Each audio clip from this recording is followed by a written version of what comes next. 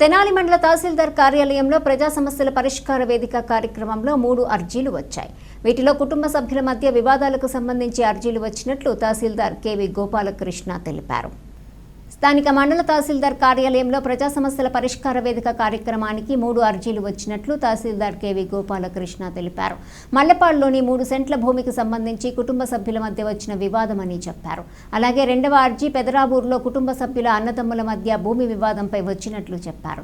3వ అర్జీ ఐతానగర్లోని శ్మశాన వాటికకు సంబంధించి అర్జీ వచ్చిందని, అయితే దీన్ని మంత్రి నాదెండ్ల మనోహర్ ఆదేశాల మేరకు ముందుగానే తాము పరిశీలన చేయడం జరిగిందని చెప్పారు.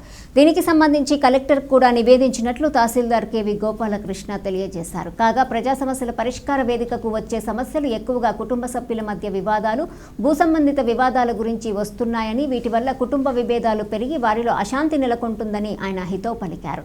ఈ వివాదాలని కుటుంబ సభ్యులందరూ కలిసి పరిష్కరించుకోవాలని హితవు పలికారు. మన తెనాలి తహసీల్దార్ కార్యాలయంలో జరిగిన ప్రజా సమస్యల పరిష్కార వేదికలో 3 అర్జీలు అందినాయి. అందులో ఒకటి మల్లెపాడుకు సంబంధించి ల్యాండ్ డిస్ప్యూట్, వాళ్ళ కుటుంబ సభ్యుల మధ్య ఒక 3 సెంట్ల విషయంలో ముగ్గురు సెంటు పంచుకోవాల్సింది ఇద్దరే 1.5 సెంటు చొప్పున పంచుకున్నారని, ఆ విషయంలో ఆ డిస్ప్యూట్ని సెటిల్ చేయమని ఒకళ్ళు వచ్చి ఉన్నారు.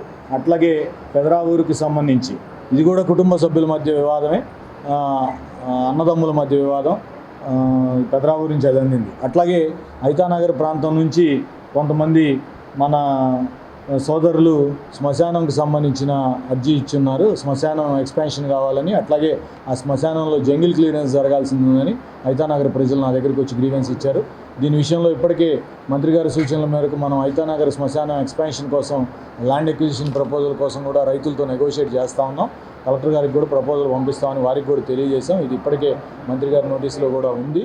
మరి ఇక్కడికి వస్తున్న అర్జీలన్నీ కూడా గమనిస్తే అన్ని కుటుంబ సభ్యుల మధ్య వివాదమే. ఎన్ని సందర్భాల్లో రిసీవ్ చేసుకున్నా, ఏ అర్జీ రిసీవ్ చేసుకున్నా అన్నదమ్ముల మధ్య, అక్క చెల్లెళ్ళ మధ్య, తండ్రి కొడుకుల మధ్య, లేకపోతే ఏదో ఒక రూపంలో రక్త సంబంధికుల మధ్య ఈ ఆస్తుల కోసం గొడవలు పడతా ఈ అర్జీలు పెట్టుకుంటా ఉన్నారు. ఒకళ్ళు అయిపోయిన తర్వాత ఒకళ్ళు.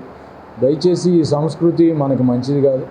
మీరు కుటుంబ సభ్యులందరూ కలిసి కూర్చొని పెద్దల సమక్షంలో మాట్లాడుకొని ఒక కంక్లూజన్కి వస్తే మనం ఈ భూమి మీద ఉన్నప్పుడే ఆ ఆస్తిని అనుభవించే అవకాశం ఉంటుంది.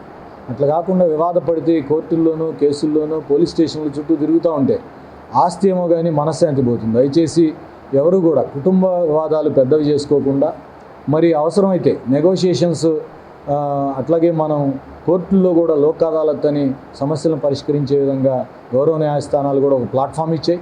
మరి తహసీల్దార్గా మేము కూడా మీ కుటుంబ సభ్యుల మధ్య ఉన్న వివాదాలను కూడా కూర్చోబెట్టి మాట్లాడడానికి సిద్ధంగా ఉన్నాం. దయచేసి ఎవరు కూడా ఆస్తుల కోసం బంధుత్వాలను వదులుకోవద్దని నేను విజ్ఞప్తి చేస్తున్నాను.